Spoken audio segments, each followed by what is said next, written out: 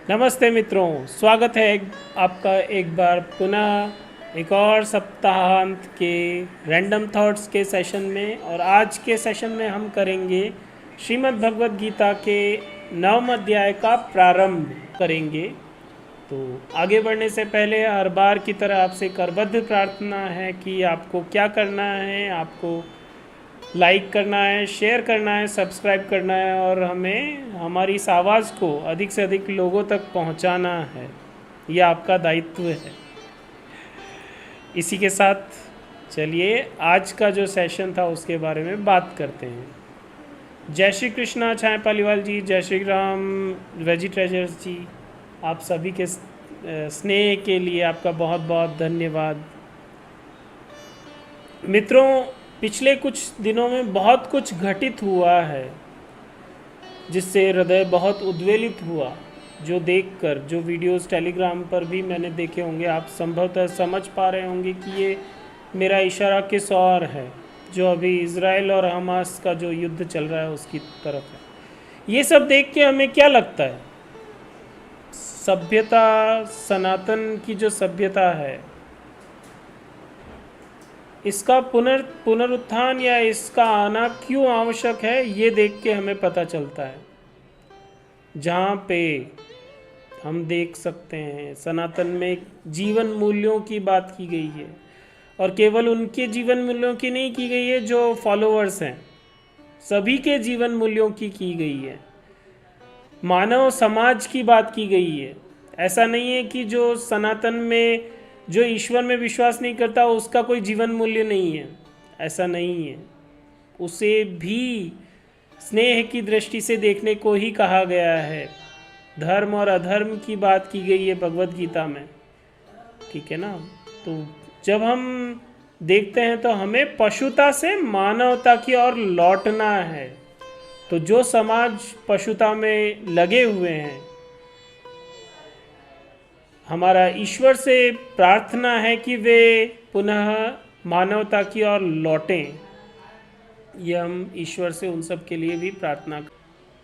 क्या होता है कि अगेन मैं फिर से कहूँगा कि जो मेरा अनुभव है या जो मैंने अलग अलग रेफरेंसेस से पढ़े हैं या अलग अलग जगह से पढ़ा है, तो एक ही चीज़ समझ में आई है सनातन में भी कि ऑल्दो ये सारी बातें हैं, लेकिन ईश्वर ही ये सारे खेल रच रहे हैं। तो या तो आप निमित्त मात्र हैं, और अगर उस भाव से हैं तो ठीक है, चलते रहिए। और सबसे पहले तो आज के जो 5 श्लोक थे ना, उनको पढ़ते समय या उनके बारे में जब हम पाठ कर रहे थे तो हमारे मस्तिष्क में क्या आया वो हम पहले बात कर लेते हैं। उसके बाद करंट अफेयर्स पे भी थोड़ा प्रकाश डालेंगे कि कैसे ये सब हो सकता है। हालांकि बहुत उद्वेलित हुआ वो सब देख के। तो मित्रों, आज हमने 9वें अध्याय का प्रारंभ किया है। 9वां अध्याय क्या है? राज विद्या, राज गुह्य योग। गुह्य का अर्थ क्या होता है? परम गोपनीय, सबसे गुप्त ज्ञान। उसका प्रारंभ आज हमने किया है। तो जो 9वां अध्याय है उसे गुप्त ज्ञान कहा जाता है। और ये गुप्त ज्ञान किसे नहीं कहना चाहिए? जिनमें श्रद्धा नहीं है उनको नहीं कहना चाहिए। ऐसा भगवान ने जब कहा तो ये बात सबसे पहले आती है कि श्रद्धा किसी में नहीं है तो उसमें श्रद्धा कैसे पैदा होगी?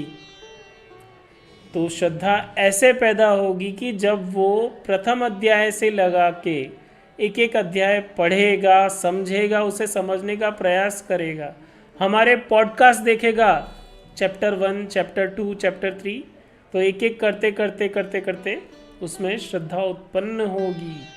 फिर वो 9वां अध्याय पढ़ेगा। सीधे 9वां अध्याय पढ़ने बैठेगा तो he will not get anything. तो उसी के लिए, उसी बात के लिए भगवान कहते हैं कि 9वां अध्याय राज विद्या। राज विद्या मतलब विद्याओं का राजा है, king of all knowledge. And राज विद्या राज गुह्यम, कि जो गोपनीय से भी अति गोपनीय है उनका भी राजा है ये, ठीक है। ये भगवान यहाँ कहते हैं। तो आज हमने प्रारंभ किया था 9वां अध्याय। पहले श्लोक में भगवान कहते हैं, श्री भगवान उवाच, भगवान ने कहा, क्या कहा भगवान ने? इदम तू ते गुह्यतनम तमम, कि मैं तुझे अब जो बताने जा रहा हूँ वो सबसे ज़्यादा गुह्य यानी गुप्त ज्ञान है, और उसे तू विज्ञान सहित यज्ञात्वा मोक्ष से शुभात, जिसे जानकर तू, जिसे ज्ञान ज्ञान का अर्थ होता है कि मतलब हम इस तरह से इसे समझ सकते हैं, पहले भी कहा था, ज्ञान का अर्थ आत्मा का ज्ञान, विज्ञान का अर्थ जो फिजिकल वर्ल्ड के जो सेंसरी जो भी हम अनुभव कर पा रहे हैं, एक्सपीरियंसेस, वो जो है वो विज्ञान है। ज्ञान जो है वो उससे परे है। ठीक है, तो वो भगवान यहाँ पे फिर से कह रहे हैं कि उस ज्ञान और उस विज्ञान को जानने पर तू इस संसार चक्र से मुक्त हो जाएगा। ये पहले श्लोक में भगवान ने कहा।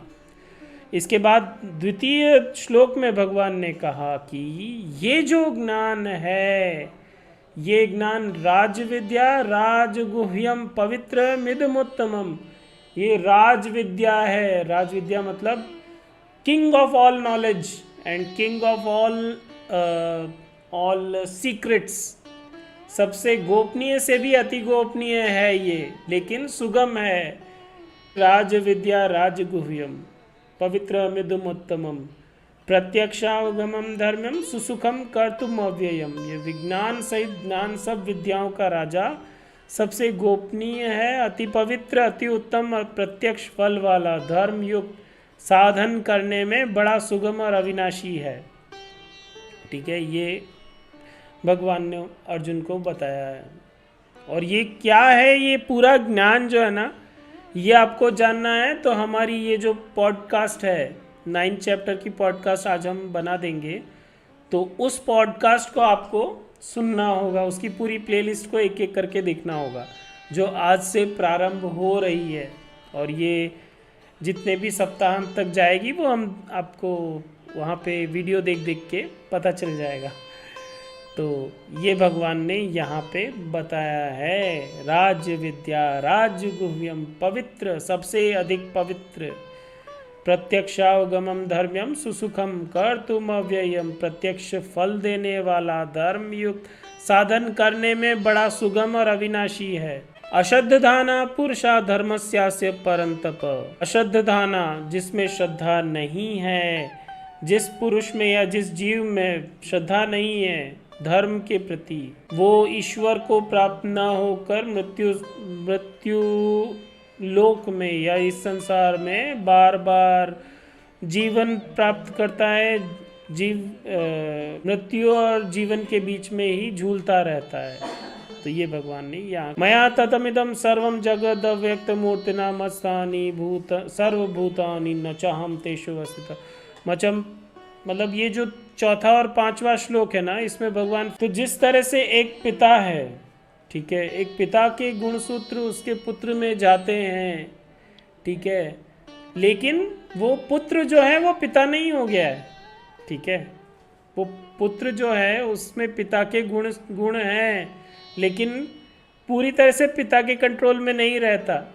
बिल्कुल वही बात यहाँ भगवान कह रहे हैं कि जो निराकार परमात्मा है, यह सब जगत जल से बर्फ के सदृश उनसे पूर्ण परिपूर्ण है, वो उनको व्याप्त किए हुए हैं, लेकिन सब भूत मेरे अंतर्गत संकल्प के आधार स्थित है, किंतु वास्तव में मैं उनमें स्थित नहीं हूँ। और फिर पांचवें में तो भगवान ने स्पष्ट कह दिया है कि मेरी ईश्वरीय योग शक्ति को देख कि सब भूतों का धारण पोषण, सबको पालने वाला पिता तो ईश्वर है, लेकिन भूतों को उत्पन्न करने वाला भी ईश्वर होने के बावजूद भी ईश्वर स्वयं भूतों में स्थित नहीं है, वो स्वयं नहीं है, उनका अंश है बाकी सब लोग। ये ईश्वर यहाँ पे संक्षिप्त में कहना चाह रहे हैं। तो चलिए, अब जो मैं कहानी कहने जा रहा हूँ ना, वो कुछ इस प्रकार से, जब ये राज विद्या राजगुह्य ये सब चल रहा था ना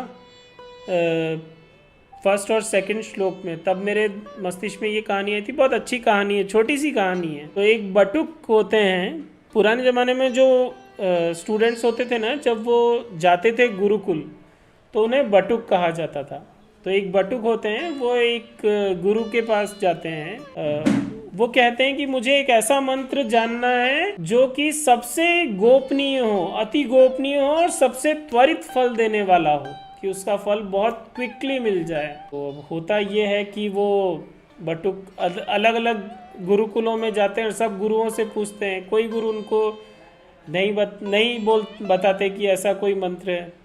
तो फिर वो एक पंडित जी होते हैं, उनके वहाँ जाते हैं और उनसे बोलते हैं कि आप मुझे बताइए। जो पंडित जी हैं वो उनके कान में बोलते हैं, एक मंत्र बताते हैं। अब वो बटुक प्रसन्न होके वो मंत्र का जाप करने के लिए जंगल में चला जाता है। और जैसे ही जंगल में जाके बैठते हैं और जैसे ही ध्यान लगाते हैं, तो उन्हें चारों तरफ से जो दूसरे साधु जो तपस्या करने वहाँ बैठे ना, वो सब भी ओम ओम ये मंत्र जाप कर रहे थे। तो वो बटुक सोचते हैं कि यार मेरे साथ तो चीटिंग हो गई। फिर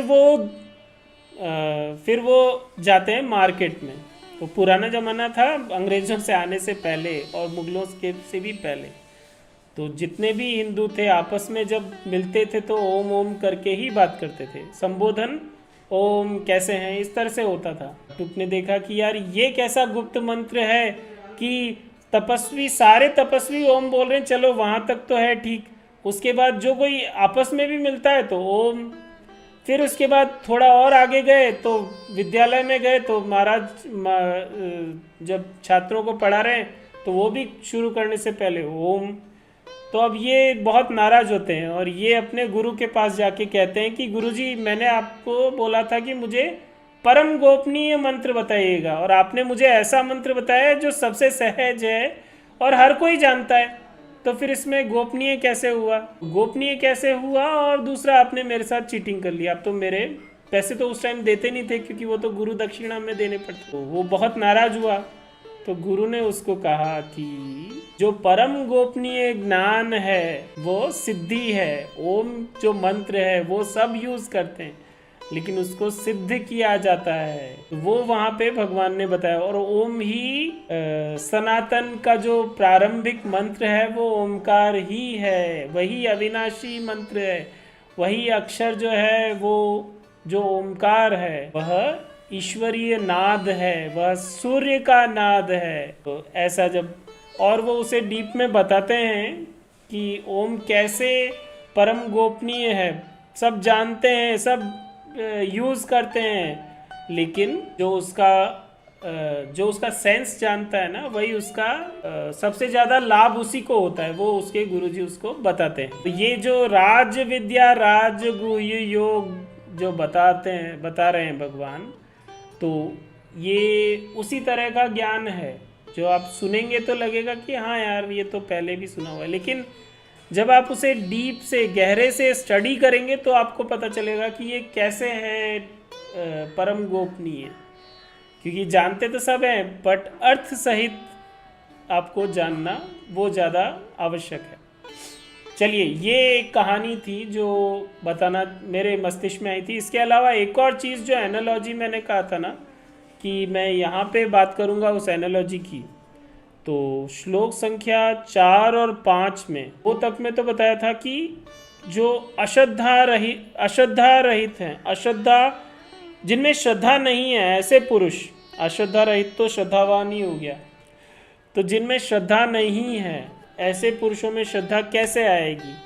ऐसे पुरुषों में श्रद्धा आएगी जब वो अध्याय 1 से प्रारंभ करके एक एक स्टेप आगे बढ़ते हुए अध्याय 9 तक आएंगे तो वो श्रद्धावान हो जाएंगे। दोष दृष्टि रहित होके आपको पढ़ना होगा श्रीमद् भगवद गीता, तो आप अश्रद्धा से श्रद्धावान होते जाएंगे। इसलिए भगवान कहते हैं। और एक और चीज़, ये अभी रिसेंटली मेरे साथ हुई थी, एक डिबेट हो गई थी मेरे किसी के साथ, तो उन्होंने कहा था कि नहीं, मतलब कई लोग होते हैं, कई गुरु लोग होते हैं जो कहते हैं कि गीता जी का 7वां अध्याय पढ़ो, 9वां अध्याय पढ़ो, 12वां पढ़ो, डेली इसका पाठ करो। ठीक है, एक तो आप डेली उसका पाठ करो अर्थ जाने बिना, और उसकी अपेक्षा मैं चाहूँगा कि हम संपूर्ण गीता का जो वांग्मय है इसे गीता चैप्टर 1 से लगा के 18 तक पढ़ें। फिर उसके बाद भले ही आप डेली 12वां अध्याय 10वां अध्याय करो, कोई दिक्कत नहीं है। बट जिंदगी में एक बार अवश्य प्रयत्न करें कि संपूर्ण वाङ्मय, गीता का संपूर्ण वाङ्मय मतलब चैप्टर 1 से लगा के 18 तक आप पूर्ण करें। तो जो जो ईश्वर ने यहाँ पे कहा है ना, वो बातें आप स्वयं समझ जाएंगे। और अगर इतना आपके पास समय नहीं है तो आप क्या कर सकते हैं, आप ये कर सकते हैं, ये दिख रहा है ना @ekmsat06 @ekmsat5, यहाँ पे आइए, ekmsat06 पे आओगे, प्लेलिस्ट पॉडकास्ट दिखेगा, पॉडकास्ट में एक एक चैप्टर दिखेगा गीता जी का। तो आपको क्या करना है, आपको सबसे पहले पहला अध्याय से प्रारंभ करना है, फिर एक एक वीडियो को देखते जाना है। जब कभी आप जीवन में ऐसे फंस जाएं कि कुछ समझ नहीं आ रहा है, कुछ दिखाई नहीं दे रहा है, मतलब दिखाई देना मतलब फिजिकल सेंसेस से नहीं है, दिखाई देने का अर्थ यहाँ पे जो ज्ञान है, ज्ञान चक्षुओं से दिखाई देने की बात है। कि कई बार होता है कि हम धर्म संकट में फंस जाते हैं ना, उसकी बात है। तो उसके लिए हम चाहेंगे कि आप आएँ और अधिक से अधिक लोगों को भी बताएं, ताकि किसी तरह से जब आप यहाँ जुड़ेंगे तो एक बार जो स्टार्टिंग करने वाला काम है ना, बीज डालने वाला काम, वो यहाँ हो रहा है। वही प्रयत्न हम यहाँ पे गिलहरी प्रयत्न अपना कर रहे हैं। तो इस तरह से भी आप हमसे जुड़ें, यह हमारी करबद्ध प्रार्थना है। अब आगे चलेंगे कि तो मैंने उनको भी यही बात कही कि आप 12वां अध्याय डेली करते हैं, इसकी बजाय आप पहले 1 से लगा के 18 तक सारे अध्याय पढ़ें या उनको समझें, फिर आप 12वां अध्याय डेली करो। क्योंकि भक्ति जो है, आप सीधे भक्ति करने बैठोगे तो आप ईश्वर को जब तक आपने समझा नहीं है ना, तब तक आप भक्ति करोगे तो ठीक है, आप भक्ति कर रहे हो। लेकिन जब आप ईश्वर को समझ के भक्ति करोगे तो आपके अंदर जो श्रद्धा है वह 10 गुनी या 100 गुनी अधिक बढ़ जाएगी। आपके अंदर का जो कॉन्फिडेंस ईश्वर के लिए है वह 100 गुना बढ़ के जब आप भक्ति करोगे ना, तो उसका मज़ा ही अलग होगा। तो इसीलिए कहा जाए, मैं सबसे अनुरोध करूँगा, करबद्ध प्रार्थना है कि श्रीमद् भगवद गीता को अवश्य पढ़ें, और जो दूसरे भी सनातन के शास्त्र हैं उन्हें उठाएं। मिट्टी जमी हुई है, सबके घरों में मिट्टी जमी हुई है, धूल को झटकें और उन्हें उठाकर पढ़ें, क्योंकि सनातन हमेशा पढ़ने के लिए प्रेरित करता है। इसीलिए सनातन की लाइब्रेरी है, एक किताब नहीं है। आपको एक किताब बिना पढ़े फॉलो नहीं करना है कि कोई महाराज ने कह दिया कि बस ये किताब है और इसी को फॉलो करो, पढ़ना नहीं है इसको, ऐसा नहीं है। सनातन में कहते हैं किताब उठाओ, पढ़ो और पढ़ के उसको फॉलो करो। इसीलिए सनातन में हमारे ऐसे लोकल वाले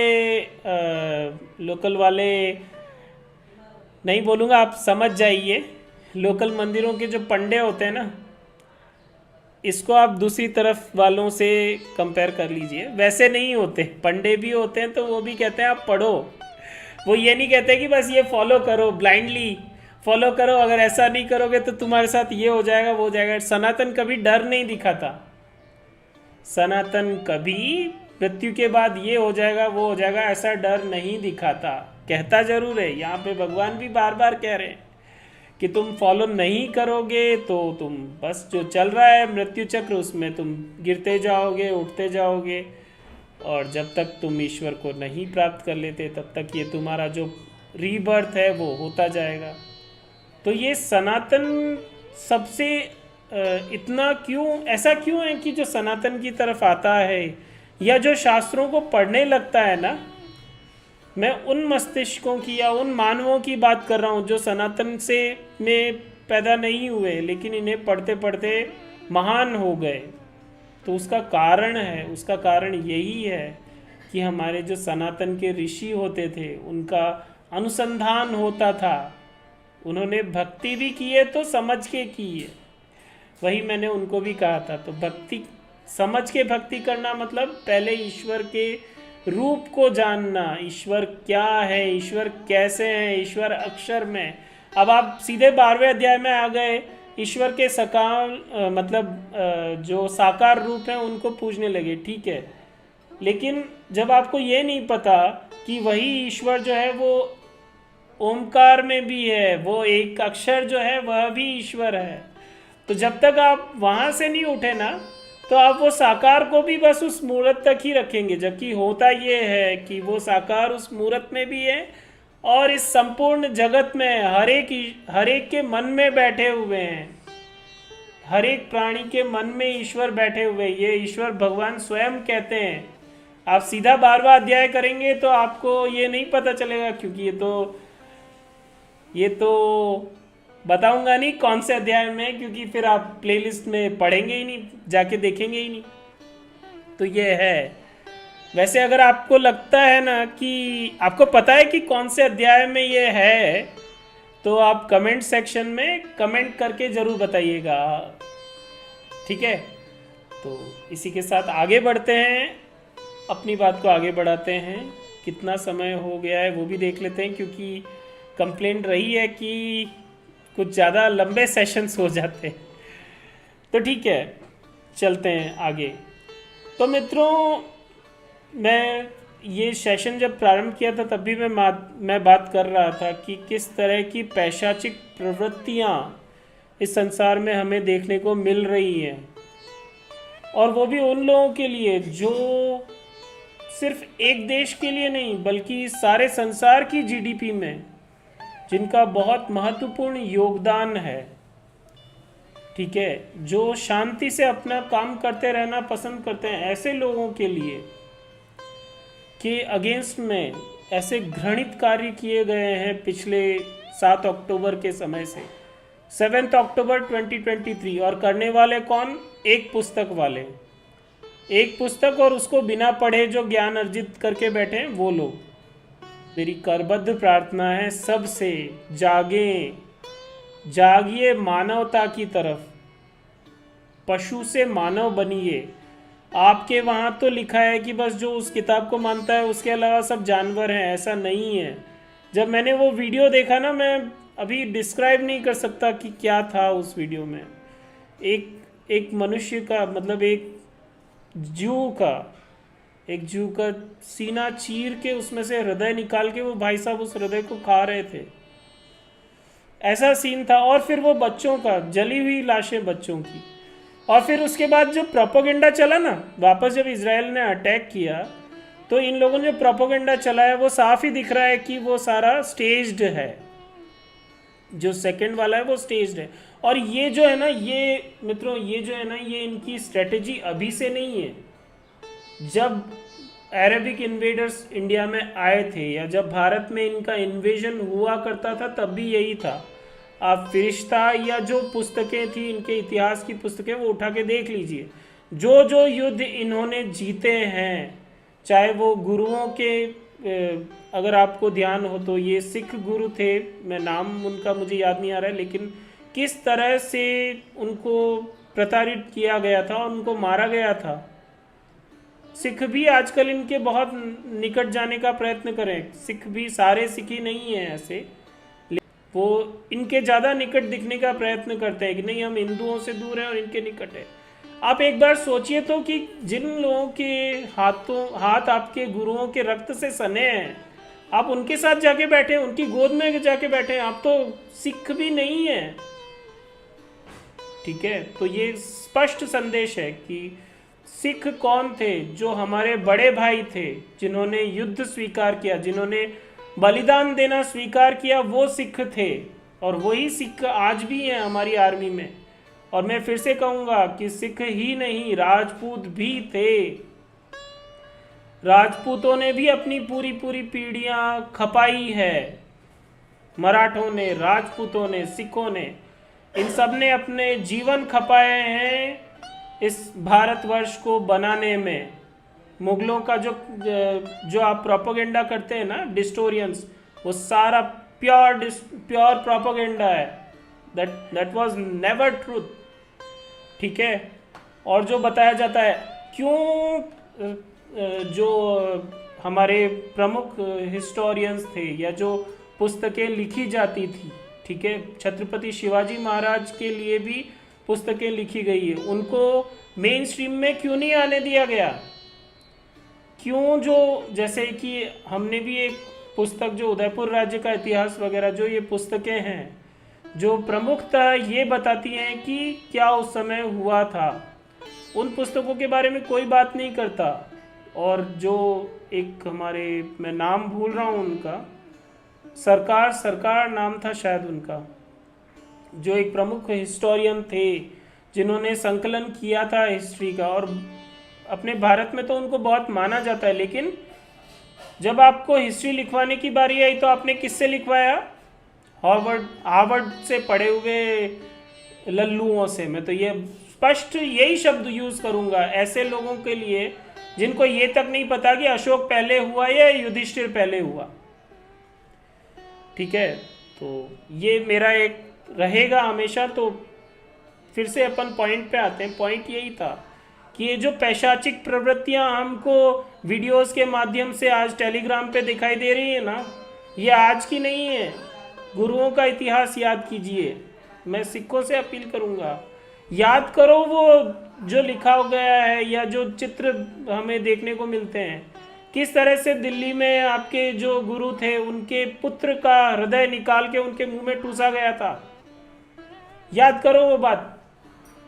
और मेजर गौरव आर्य बिल्कुल सही बात कहते हैं मित्रों।